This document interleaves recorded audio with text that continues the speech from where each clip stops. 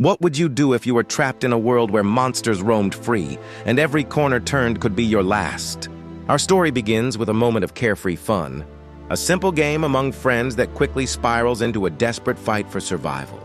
Kylus, the minions, Cappy, Stake, Fulton, and the Watcher found themselves in a playful chase, their laughter echoing through the air.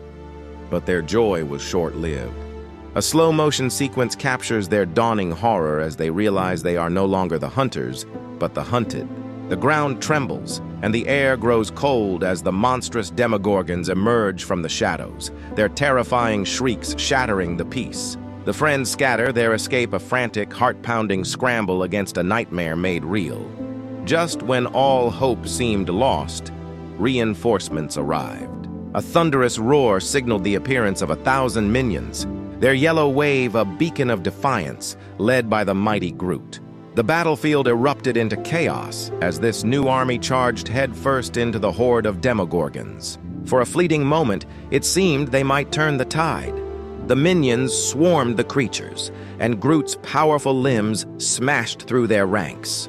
But the demogorgons were relentless, their numbers seemingly endless.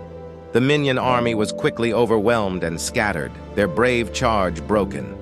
Groot, a titan among them, fought valiantly but was eventually pinned down, his roars of fury turning into cries of struggle. The hope they had brought was extinguished as quickly as it had been lit. With their allies faltering, a new line of defense engaged the enemy. A phalanx of advanced armored robots marched forward, their metallic feet stomping in unison. They met the Demogorgon charge with a volley of high-tech weaponry, holding the line with disciplined fire. The air crackled with energy blasts and the clang of metal against monstrous claws. For a brief shining moment, the robots held their ground, a testament to technology against supernatural horror. However, the Demogorgons' sheer strength and ferocity proved too much. They tore through the robotic ranks, crushing armor and ripping through circuits with savage force. One by one, the machines were systematically dismantled, their lights flickering out until only smoking wreckage remained. The Demogorgons, now even more enraged, surged forward unopposed. Faced with an unstoppable tide of monsters, the only option left was to run. Kylus, Minion 1, Minion 2, Cappy, Stake, Fulton, and the Watcher fled the scene of the carnage. Exhausted and terrified, they sprinted through a landscape thick with red dust and the black smoke of their fallen robotic defenders. Stray monsters lunged from the gloom, forcing them to swerve and scramble, their every breath a gasp for air, their every step a gamble against death. Their desperate flight led them to a derelict, abandoned house, its crumbling walls offering a fragile promise of safety.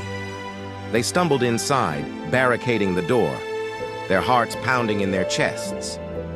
It was a brief moment of respite in a world gone mad. Inside the decaying structure, their relief turned to horror. In the dim light, they discovered the body of a man, his form mangled and bloody.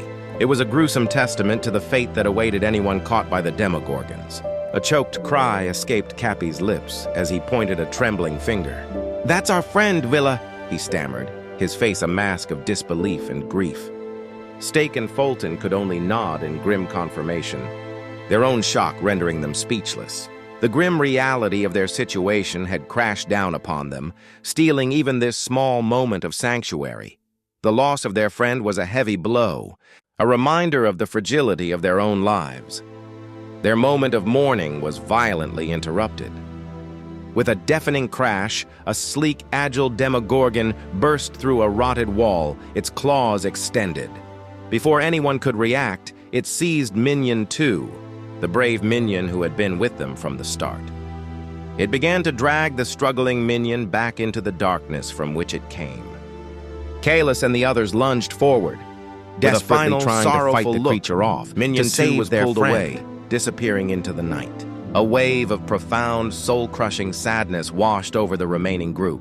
They fell to their knees, the weight of their loss too much to bear. Kylus, Cappy, Stake, Fulton, and Minion 1 wept openly, their cries of anguish echoing in the desolate house. Slow-motion shots captured their grief, the tears streaming down their faces, a single tear welling in Minion 1's eye. The music swelled into a mournful, heartbreaking melody, a requiem for a fallen friend. A hero sacrificed in a battle they were now certain they could not win.